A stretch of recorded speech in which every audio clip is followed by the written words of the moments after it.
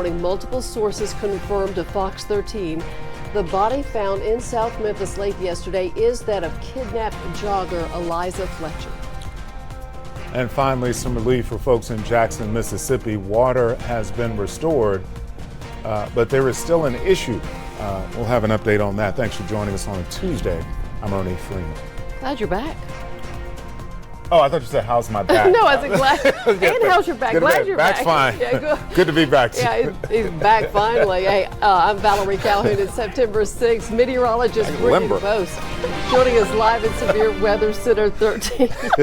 Oh my goodness. Y'all are a mess. All right, so outside we are dealing with some passing clouds across the mid-south. You really can't tell. It's mostly cloudy with this live look with rain-free conditions. We do have some fog, which has greatly reduced visibility, mainly east of the Mississippi River. We're down to 0 miles over in Bolivar and in Corinth, 4-mile visibility over in Clarksdale. So make sure you take it slow early this morning. With this fresh update, Somerville, you're now down to 3 miles. So as the kids head to the bus stop, take it slow as we deal with that fog. By 8 o'clock, we're at 77, 79 degrees at 9 as afternoon highs for this Tuesday coming in around 89 degrees, right where we should be for this time of year.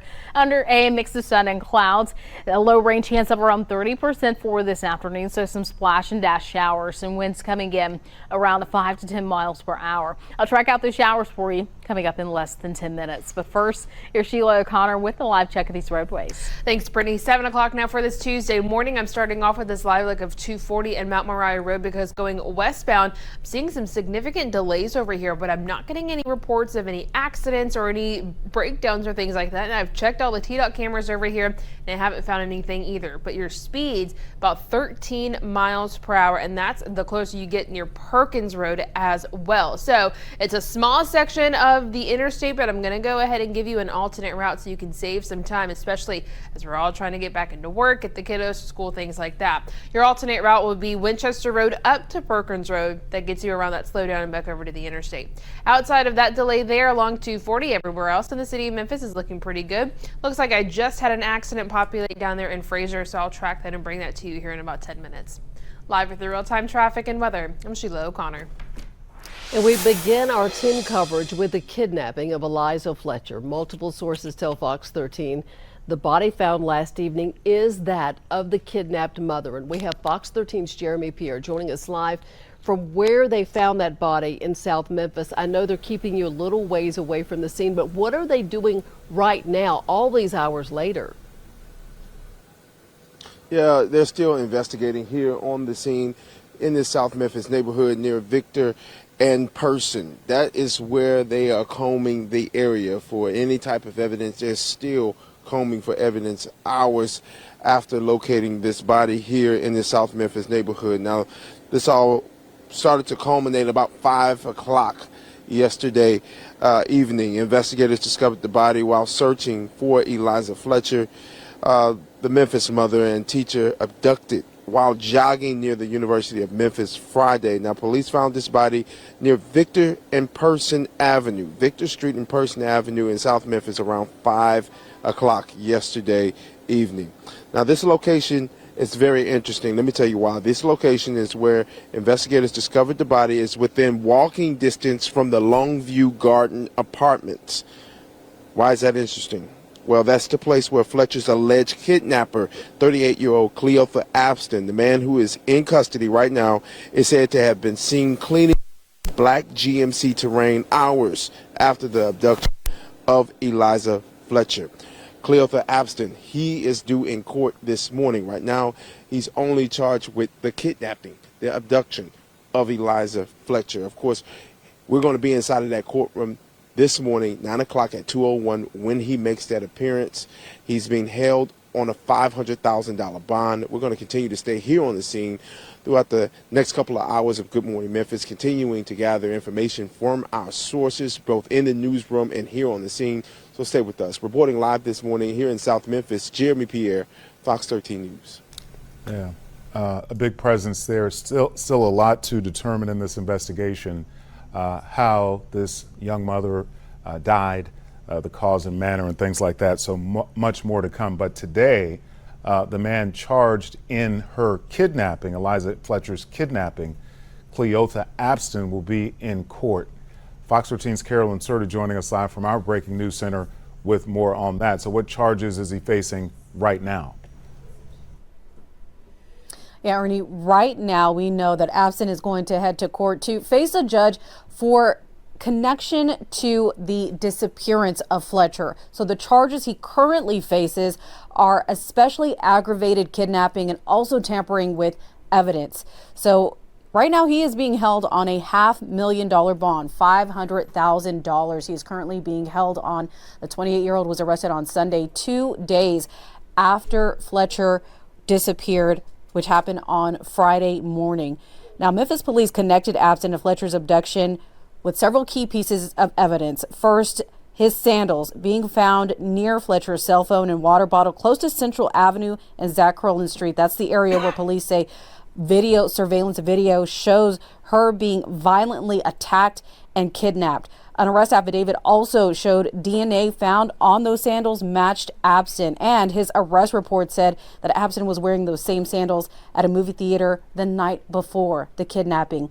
Police also saying Abstin's cell phone was in the area where Fletcher was abducted around the same time she was taken, and that a witness, as Jeremy mentioned, saw Abstin cleaning out his SUV hours after the kidnapping as well. So unfortunately, this is not Abstin's first run-in with law enforcement. In fact, he was charged and convicted of kidnapping more than 20 years ago. In 2000, police say that he abducted a Memphis lawyer. He served 20 years in prison for that kidnapping. And this morning, of course, as Jeremy said, we'll let you know what comes out of court when he faces this kidnapping charge for Fletcher. Live in the newsroom, Carolyn Serta, Fox 13 News. Carolyn, thank you for that. And look, today, Abstin's brother Mario is going to be in court too on separate charges after a search of his home looking for his brother. Now, Mario's charges are not connected to the kidnapping. Police say they're drug related. They found fentanyl, heroin, and a digital scale in his home. Abstin's charged with possession of controlled substances with intent to manufacture and sell, and with being a convicted felon in possession of a firearm. He's set to be in court this morning at 9. Our coverage on the discovery of the body that sources tell Fox 13 is that of kidnapped mother Eliza Fletcher does not end here. Continue to follow us on air and online. We're getting updates, and you're taking a live look right now at Victor Street in South Memphis, where police are still conducting that investigation. So we'll take you live there again at 7:30. It's 7:07 now, and developing news this morning. An arrest has been made in the deadly shooting of a 2-year-old in West Memphis. Kylan Jackson arrested over the weekend in connection with that shooting. The shooting happened in June. The toddler's mother was also shot, but she survived. West Memphis Mayor Marco McClendon said back then in June that neither victim was the intended target. Well, folks in Jackson, Mississippi have water again finally, but it's still maybe not safe to drink it. So we told you last week that water supplies were disrupted when a flood damaged a treatment facility. A whole lot of people and businesses did not have water. Some couldn't even brush their teeth.